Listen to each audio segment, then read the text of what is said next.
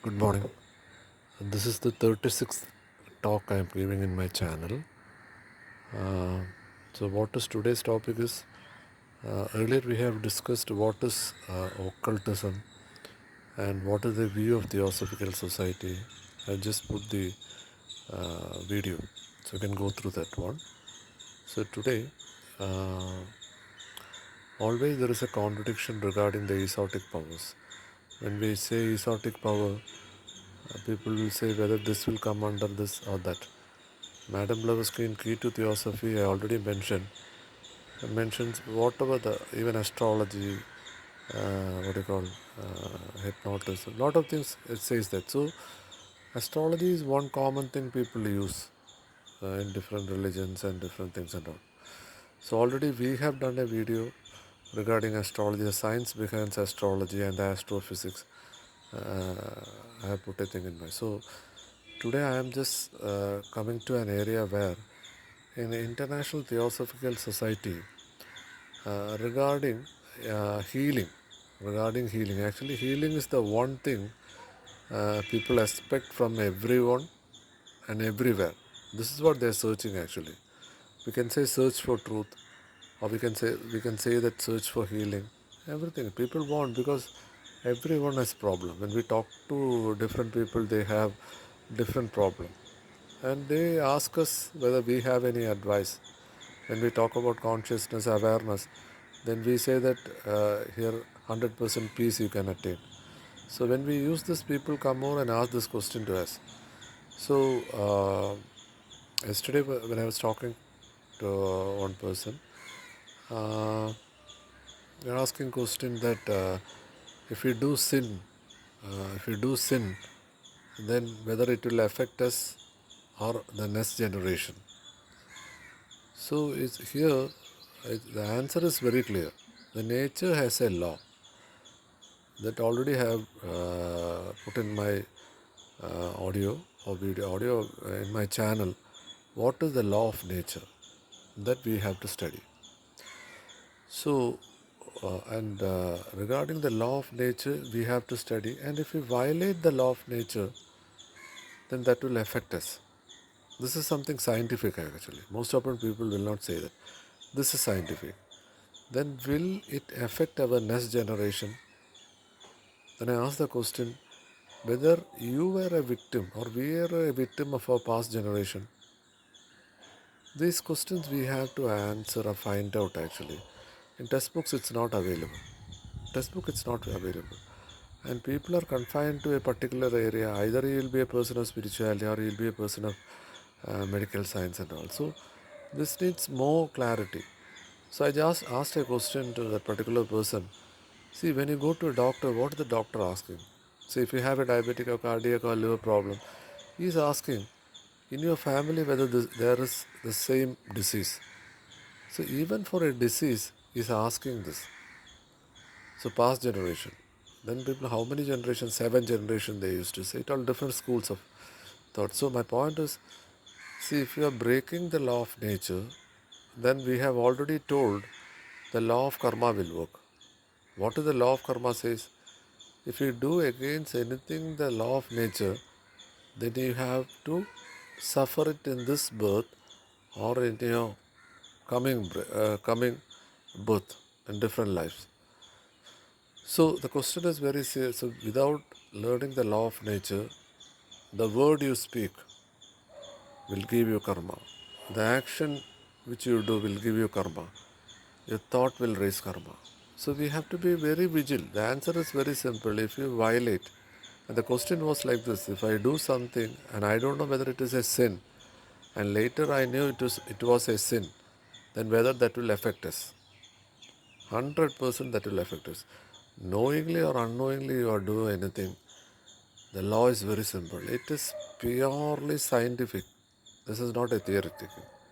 It's not a theory. How that affects our, what you call, our physical bodies and energy. So in energy, how this word and thought and action affects.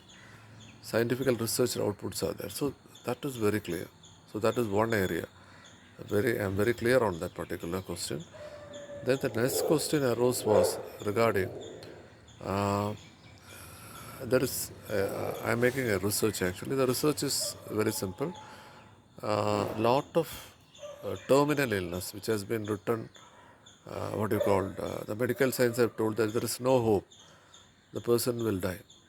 But in cases, we have found out that miraculously they have come to life. So that research is going on. So 3 days back, accidentally in YouTube, I met a person. His name is Dr. Sri Kumar. He's in Ernakulam. He's having a clinic actually. And he has done this principle with 250,000 people. Imagine the database he is having. See, theoretically I am pursuing this is possible. Practically he is doing it actually. So we need to study. We need to study it actually. So I'm just studying the person, what he is doing. That's a different question. So now we have got another answer. Whatever illness which you have, that the medical science will say that there is no hope. I am in my research I am telling that is possible. Then you will ask how that is possible. Definitely I am coming out with my research report. This is not complete by this. So I just met Dr. Sri Kumar. Go to Google, type Dr. Sri Kumar, and his practice is called nutrition practice. Nutrition. He has a book also.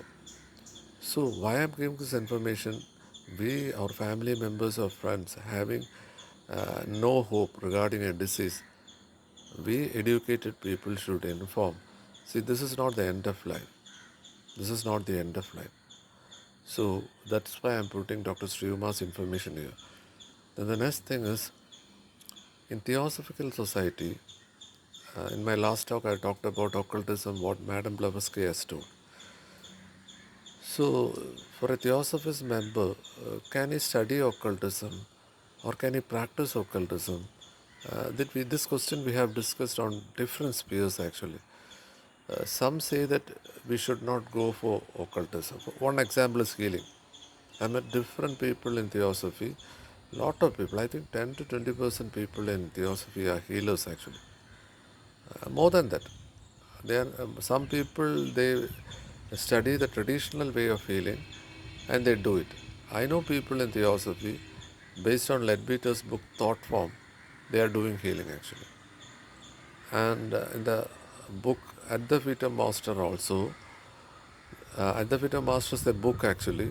If you buy the latest edition, then you can see the author is Jiddu Krishnamurti. In previous edition, Jiddu Krishnamurti's name was not mentioned in the book actually.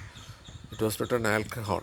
Means at the age of 12, the masters entered through the masters talked through this Jiddu Krishnamurti. Now anyway, Theosophical Federation has put the name Jiddu Krishnamurti. I am still asking the question why they did it now. No answer is there actually from the Theosophical Society. Maybe as time passes, see in spirituality or in conscious awareness, there is Shruti and Smriti. See, for everything, when we go to the source, let it be law, let it be medical science, astrology, everything, when you check it out, the source comes from the two areas. One is Shruti and one is Smriti actually. This is very important. Shruti is permanent. What is permanent in consciousness? There is only one. There is no separateness. We know in energy and quantum physics it says there is only one. The physical form, it's only an illusion. Science have approved it. So, based on that, uh, Shruti is permanent. What is Smriti? Smriti will come and go. According to the culture and all the other things, it will come and go. See, certain practices are there. See, in India there was a practice. The husband dies, then the widow also should die, jumping into the fire of fire or whatever thing. So that was practice. What happened later? The law came and said that is abolished. That is abolished. This is called Smriti. So you take any science or any activity, there is Shruti and Smriti. You take astrology, you take healing, you take any esoteric science, it is there actually. So this we should learn. So my point is very clear. In theosophy, Madame Blavatsky, and in theosophy literature, what does theosophy says? So what we need to take is, we need to take the three three objects. One is universal brotherhood, and universal brotherhood is with all beings, in all beings. So there we come to unity. There we come to unity when we practice it. The second is regarding the study. If there is a conflict in between any person's version of consciousness and awareness, then go with all the literature. The essence is one and the same. It's the it's the honeybee taking what you call the honeybee from different flowers. So that is the golden reason for the second object. Third is the most important, the hidden powers. We should know that we have hidden powers, and without knowing it, it is dangerous. Madame Blavatsky says that, see, all these occult powers will become black magic. Then people say, what is it? See, it's very simple. If you give a knife to a child, then what the child will do? The child doesn't know anything. It will use it for the wrong purpose. Similarly, without learning theosophy or without learning consciousness or aware, theosophy is not a cult actually. Theosophy means it is the ultimate knowledge of consciousness. That's all. So, when we use the esoteric things, is it possible? The answer is very simple. In Advaita Master, it says that we should not learn this occult science. And the Master says, naturally that will come to you. Then it says that it should not be used also. If you use it, then you will be stuck there.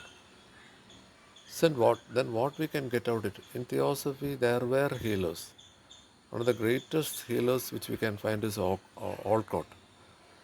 So he was doing healing. But the inner circle says that at a later stage, the masters warned Alcott also, because his physical body condition became very poor.